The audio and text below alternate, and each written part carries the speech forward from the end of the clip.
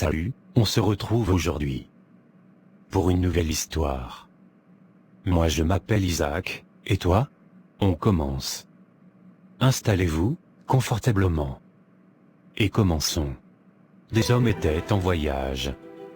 En chemin, ils s'arrêtèrent chez des anthropophages. Quand ceux-ci les virent la nuit, ils se mirent à se réjouir, les saisirent tous et les emprisonnèrent dans des cages de fer, de par deux dans chaque cage. La nuit et le jour, à chaque moment, ils leur donnaient à manger. Quand ils furent bien gras, ils en mangèrent 3. Une nuit que les anthropophages dormaient, un des prisonniers, qui était avisé, chercha un moyen de sortir avec ses compagnons. Quand il eut fait un trou par où pouvaient sortir 2 hommes, tous s'évadèrent. Le bruit du fer réveilla les gens, qui se mirent à leur poursuite avec leurs lions et leurs serpents. Ils les reprirent tous, excepté 2, parmi lesquels était l'avisé. Ceux-ci parvinrent à s'échapper parce que, en entendant les anthropophages sur leurs traces, il avait construit une hutte d'herbe où ils s'étaient cachés, de sorte que personne ne les vit. Quand leurs ennemis furent partis, ils enlevèrent l'herbe et s'endormirent. À son réveil, l'avisé s'aperçut qu'un lion avait dévoré son compagnon. Il demeura stupéfait et effaré jusqu'à ce qu'il fût sorti de l'antre du lion et s'enfuit.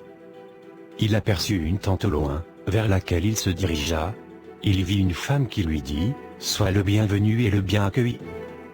Puis elle l'invita à s'asseoir sur une natte, sous laquelle était dissimulé un trou. Quand l'avisé se fut assis, la femme tira la natte par-dessous, et l'homme tomba dans un puits. Il resta là jusqu'à l'arrivée du maître de la tente, portant 2 hommes qu'il avait égorgés.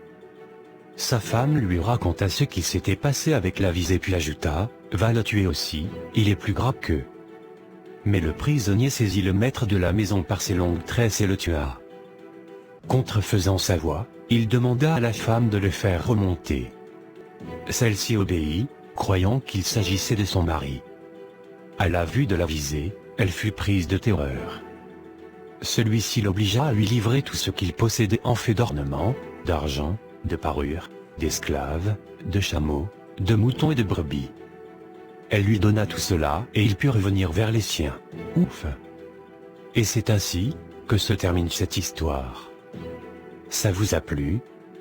Si c'est le cas, abonne-toi.